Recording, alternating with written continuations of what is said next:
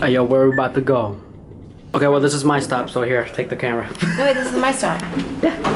Oh, who's vlogging here? Hey guys, welcome to the Lambert Pat show. It's time to do work. This is a working man's car. Hey, everybody, look at this. He gets all the ladies. All you gotta do, the technique is, you gotta inhale, get a lat flare, open it up.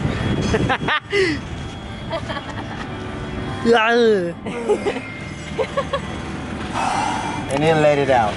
Look, I even got enough room for my extra shoe. Look at his knees.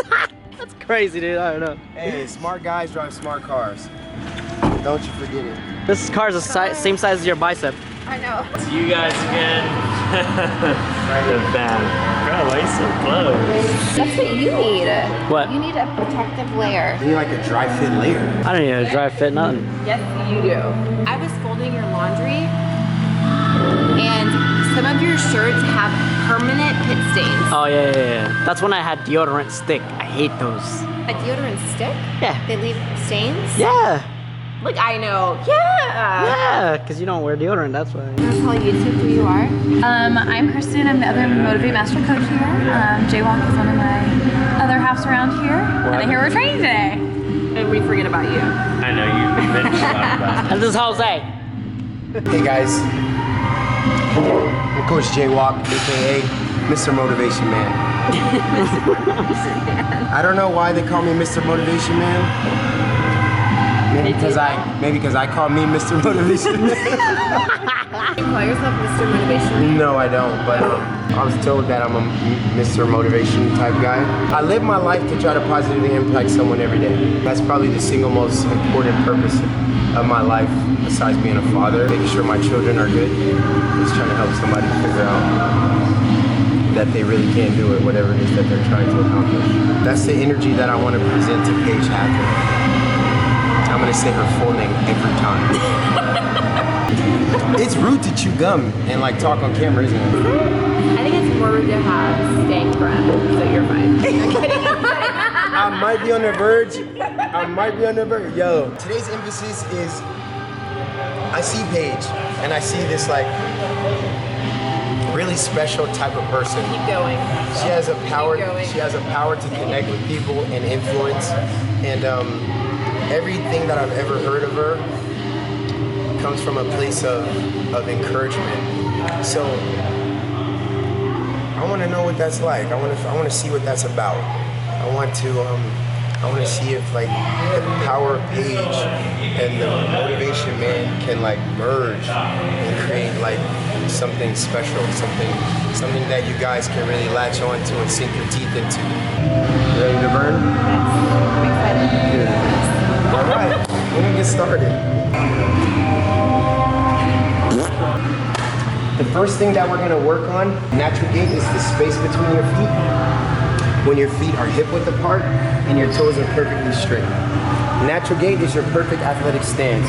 So this space here is always gonna be your new base. All right, similar to like our deadlifts or whatever it is we do, we wanna have that shoulder width relationship with our feet.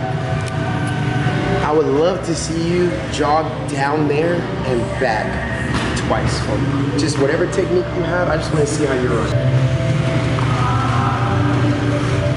So the first thing we're going to notice is Paige's arms and elbow swing, okay? And how her shoulders and her upper body rock side to side. She's got kind of like floppy wrists and crossover step. And she's got a nice athletic bounce. So you could tell this girl's very athletic. Good. Yes, please, one more.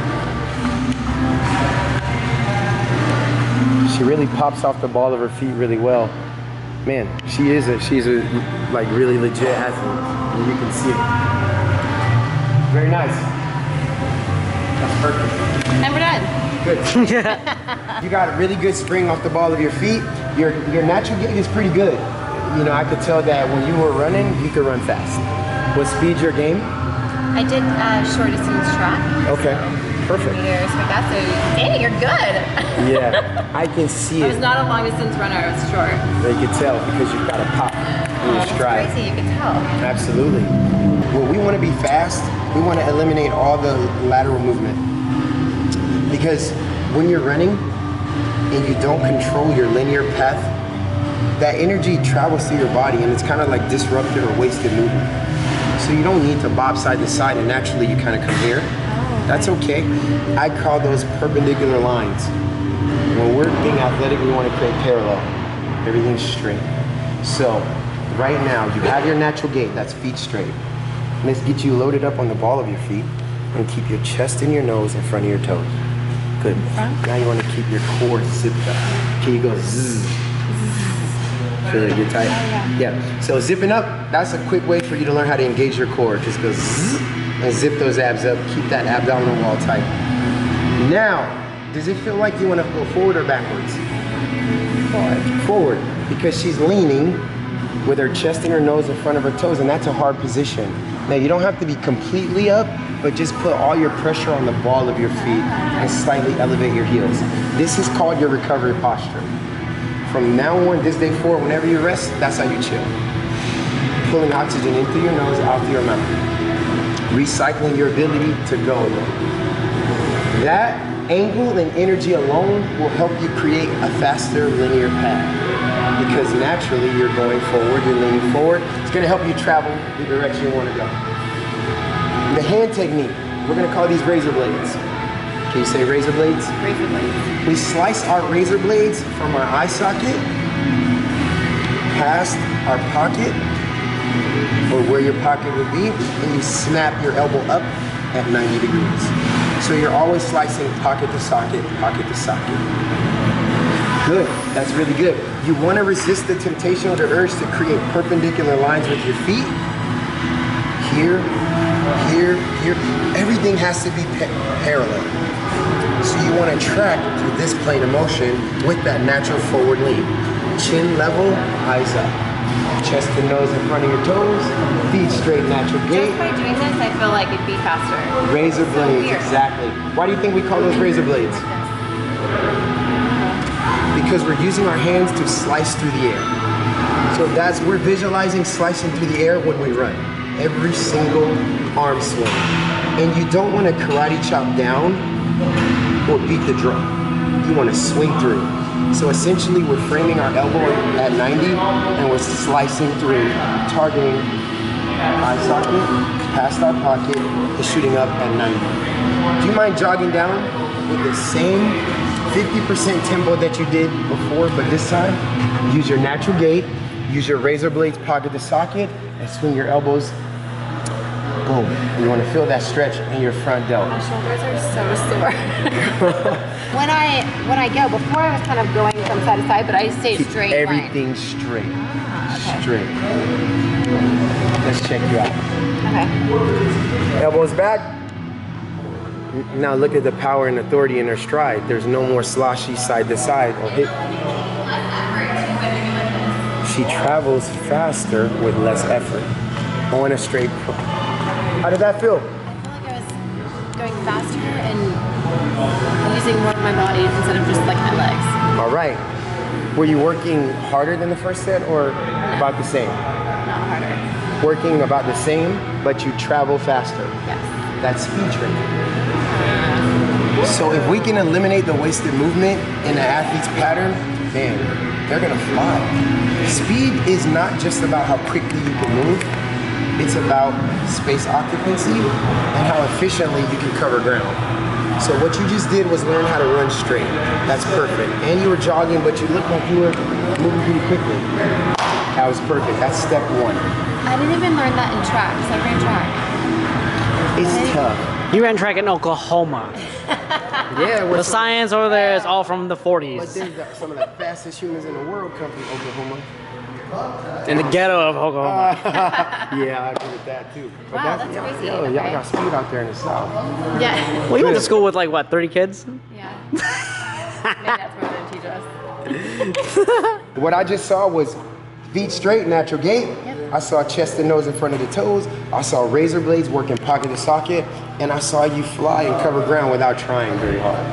Boom. That's already gonna take caloric expenditure up because you're being efficient and you're using your body in a skillful way. The next technique we're gonna learn is called rhythm bounce.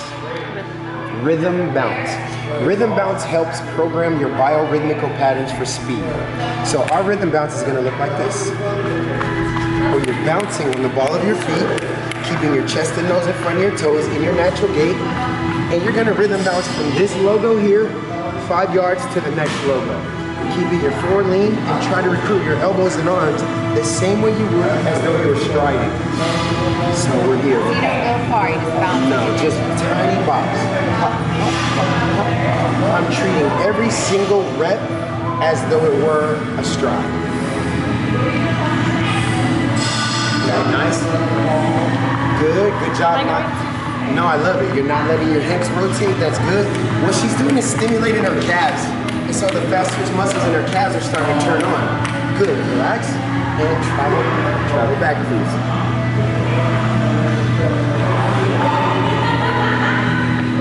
I love her focus on the shoulder swings and the elbows in the back, and she's keeping that natural gait with good integrity. That natural gait is so important. Well done. How's that feel on your calves? No, I mean, my calves are burning. It burns. Right now, she's priming her body to go and burst, and that's what we need. That's perfect. So with that rhythm bounce, that is going to be the foundational movement of all of our speed drills that we're going to do today. Your next technique is called an A skip. A what? An A skip. A skip? A skip helps you program lift. A skip. So your body's ability to lift your knees. And you want to always keep good dorsiflexion with your foot and not allow that toe to drop. That's when you invite the worst types of injuries, right? So let me see you. Do you do opposite? Opposite arm, opposite leg. You want to keep the integrity of your arms and keep your chest and nose in front of your toes. Get that knee above belly button. So we're working knee up. Let me see you drive that knee above your belly button. That's it. And then skip off of it and travel into your next stride. Just like when we were little, you made a good goal and you celebrated with your girls. Yeah, it's skipping. You skipping and then just over exaggerated. That's perfect. Good. Now give me good elbow swings in the back. Let's do it together.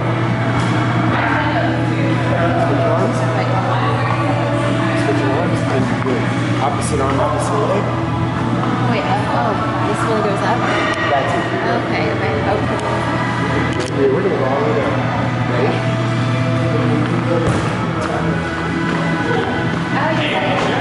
That's it. Back. So up.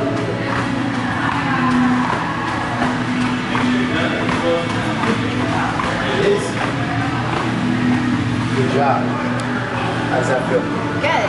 There's a lot, because I don't ever do any of this. So it's like a lot to think about. It's a lot to process, but essentially what we're doing is we're trying to teach you to take full authority over your body. We're training my body right now. Take everything, and it's really therapeutic because no matter when or where you do this, it hurts. I've been doing this for 17, 18 years. I always get a little fatigued during my warm-up. It's like the 17 or 18 years. What? Ready? What? Let's try again. Go.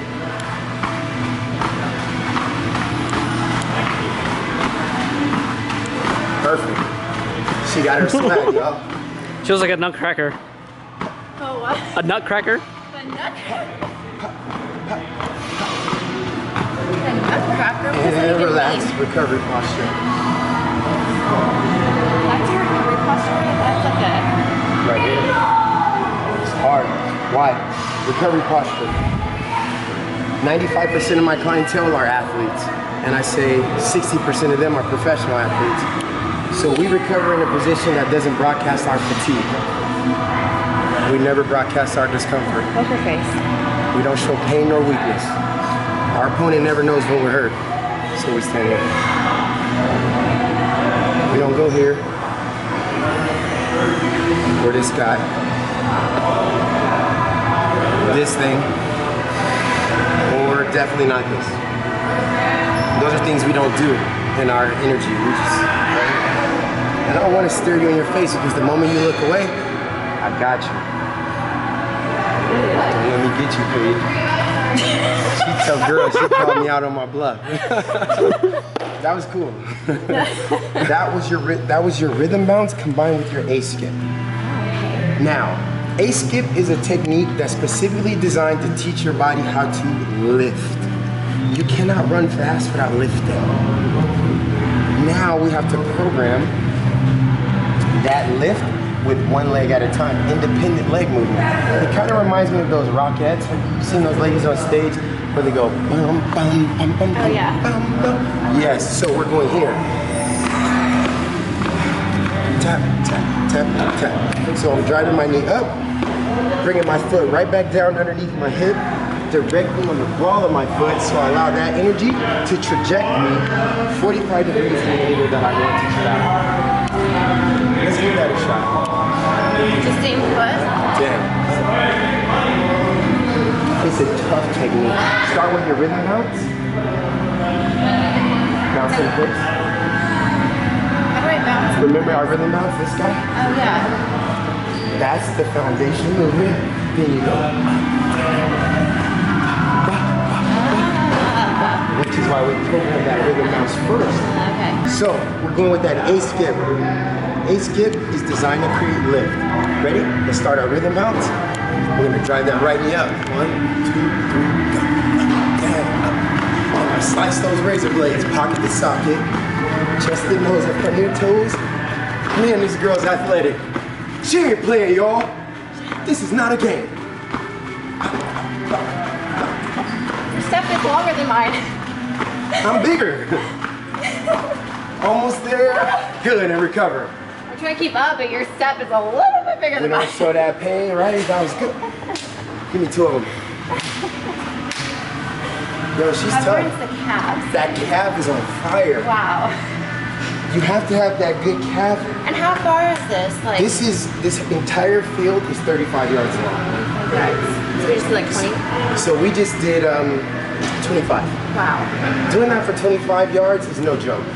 I mean, accumulatively, that's like, could be upwards to 50 to 60 hops.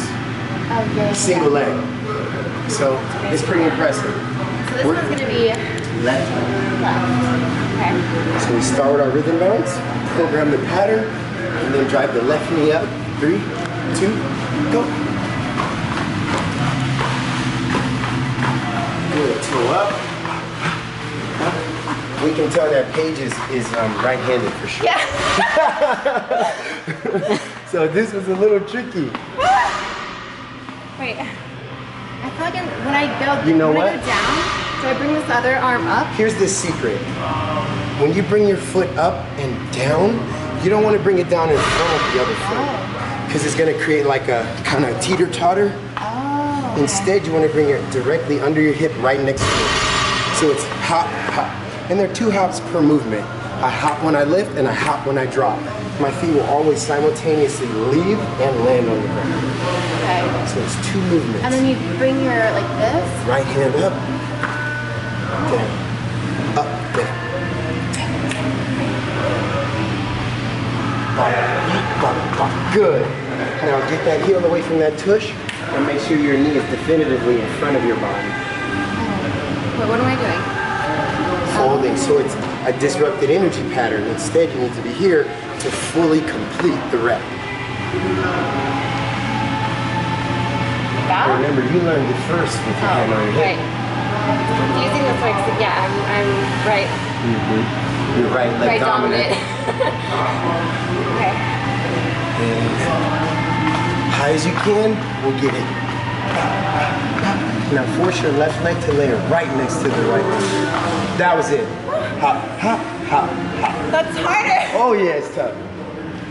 That's so much It harder. takes a lot of lower ab and hip conditioning. That's so much harder to like think about landing it next, because then I like want to. Force this out. Yeah. It's like boom, boom. Yeah. That's what I used to do. Okay. I just have to do it a few times. It most certainly is a repetitious and rhythm type thing. I'm not mad at that. I don't get frustrated. That's the hardest technique. That was the hardest one. Stay tuned next week for episode 2.